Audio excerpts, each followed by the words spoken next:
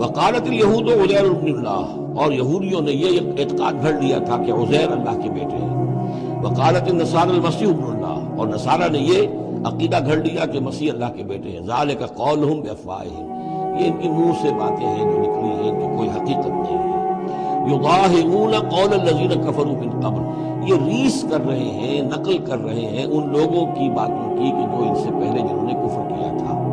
یہ میں اشارہ کر چکا تھا کہ متھرائزم یہ ایک مذہب تھا پرانا، اور خاص طور پر مصر اس کا بہت بڑا مرکز تھا۔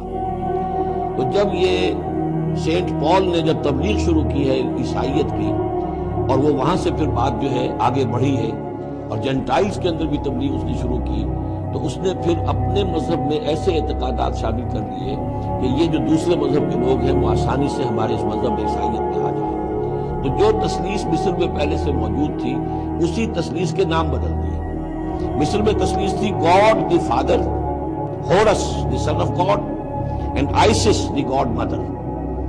تو اللہ خدا اور ایک خدا کی ماں، وہ جو آئسس دیوی یعنی اور خدا کا بیٹا، تو اللہ اور عیسیٰ اور مریم، یہ پہلی تثلیث تھی ابتدائی کی جو بنی ہے۔ God the father, Horus the son of God, and Isis the God mother. تو انہوں نے ان کی نقالی کی ہے، اس نقالی میں انہوں نے یہ تثلیث ایجاد کر دی ہے۔ قاتلہم اللہ انا یوفکون، اللہ تعالیٰ انہیں قتل کرے، ہلاک کرے، یہ کہاں سے بچلائے گئے ہیں۔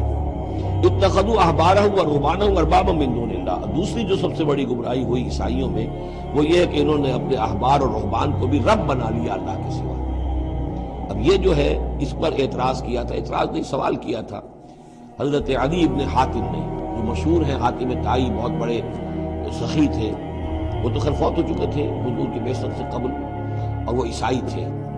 ان کے بیٹے تھے یہ عدی ابن حاتم، یہ ایمان لے آئے، لیکن ایک روز انہوں نے حضور سے پھر یہ کہا کہ حضور یہ بات مجھے سمجھ میں نہیں آئی، قرآن کہتا ہے کہ ہم نے بحیثیت عیسائی اپنے احبار اور رہبان کو اپنا خدا بنا لیا، ارباب بنا لیا، ایسی بات تو نہیں ہے، تو اس کا مفہوم کیا ہے؟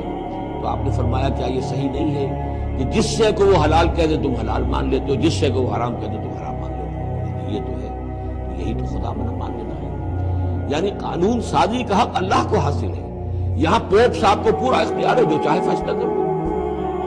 تو 2000 سال تک تو حضرت مسیح کو سولی دینے کا الزام یہودیوں پر رہا، اب آ کر اچانک انہوں نے ایک ڈیکری، ایک فرمان کے ذریعے سے بری کر دی، تاریخ کو بدل دیں، حرام کو حلال کر دیں، حلال کو حرام کر دیں۔ یہی ہمارے ہاں بھی ایک پوپ ہوتے ہیں، یہ جو ہمارے اسماعیلی ہیں، ان کا جو امام حاضر ہے وہ معصوم ہے، اور وہ جس چیز کو چاہے حلال کر دے، جس چیز کو چاہے حرام کر دے۔ انہوں نے بھی شریعت ساقط کی ہوئی ہے، اسماعیلیوں پر شریعت نہیں ہے۔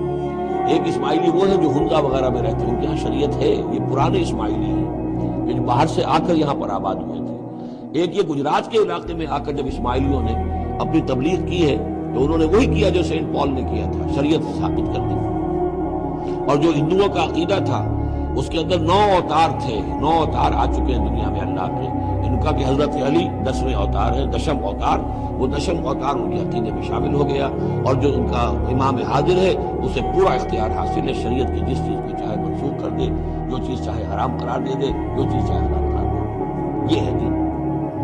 تو اتخذوا احبارہم ورہبانہم، یہ تو گویا کہ خدائی بنا لیا، یہ اختیار تو خدائی ہے۔ اربابا من دون اللہ، انہوں نے اللہ کے سوا ان کو بھی رب بنا لیا ہے۔ والمسیح ابن مریم، اور مسیح ابن مریم کو تو پوچھتے ہیں۔